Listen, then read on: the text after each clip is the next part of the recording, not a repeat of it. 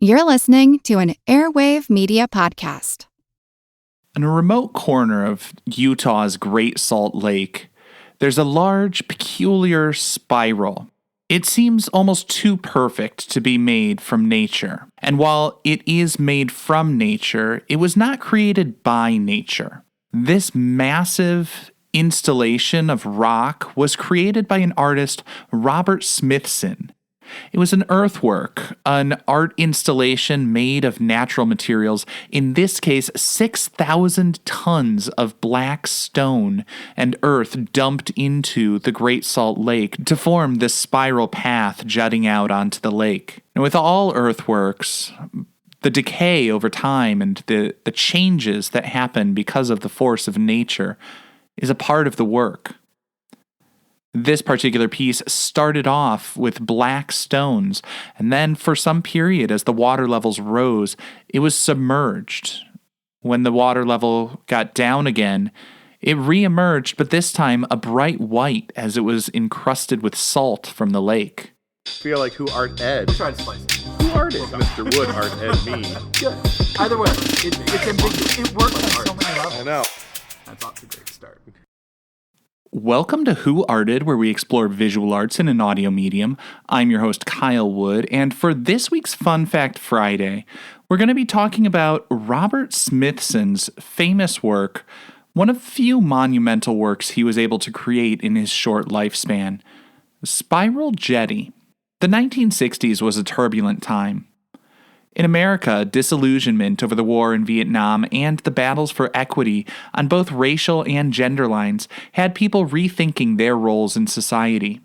There was growing distrust in institutions, spawning the hippies and other subcultures to reject many social norms and seek to break away, starting communes or returning to nature and living off the land.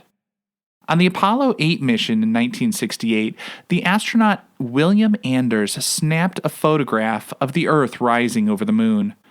For the first time, people could see the world not as the vast expanse surrounding them, but see the far greater vastness surrounding the world.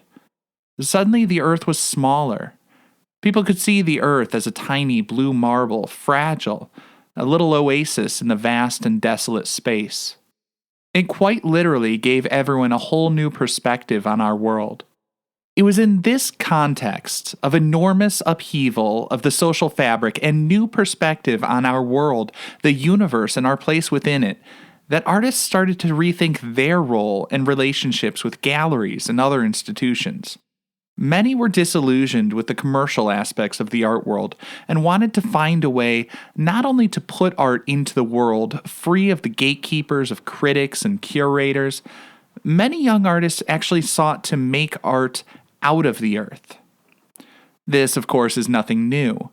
The earliest forms of art were made of natural materials, ash and ochre spread across the stone face of cave walls.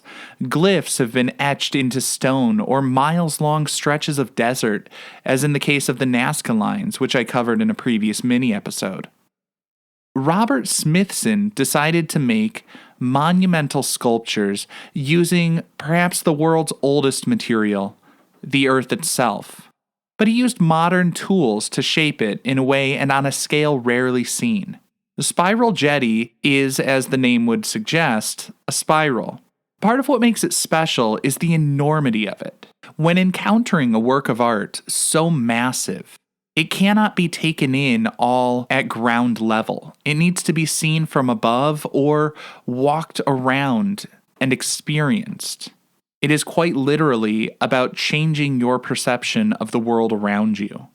On the peninsula at Rozel Point on Utah's Great Salt Lake, Smithson created his most famous monumental sculpture using over 6,000 tons of black basalt rocks and earth from the site.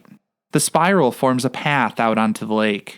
It's intended not only to be witnessed, but experienced. Walking the spiral would be an almost meditative act, similar to circumambulating or walking around a Hindu temple. The spiral allows people to walk out onto the lake, a small speck on the vast lake, witnessing the entropy of nature as the water erodes the foundation. The gigantic piece, built from thousands of tons of stone, has been decaying from the moment it was built.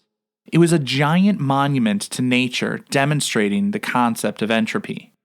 Smithson chose the spiral as his design because he wanted to get back to something sort of ancient and natural and tap into things that seem timeless and universal. The spiral has been seen in ancient rock glyphs made by the indigenous people of the Americas and in other parts of the world, but it goes far beyond our world. Smithson talked about the connection to spiral galaxies. It truly is a universal design. And it was born out of a time of social upheaval and changing norms in which people were rethinking the ways they related to both nature and the constructed environment.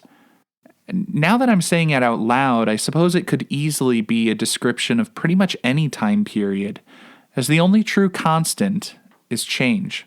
This concludes this week's episode of Who Arted, part of the Airwave Media Podcast Network. If you found this tolerable, please leave a rating or review on your favorite podcast app. You can find images of the work being discussed this week and every week on social media at Who Arted Podcast on Twitter, Instagram, and TikTok, and of course on the website whoartedpodcast.com. Podcast done.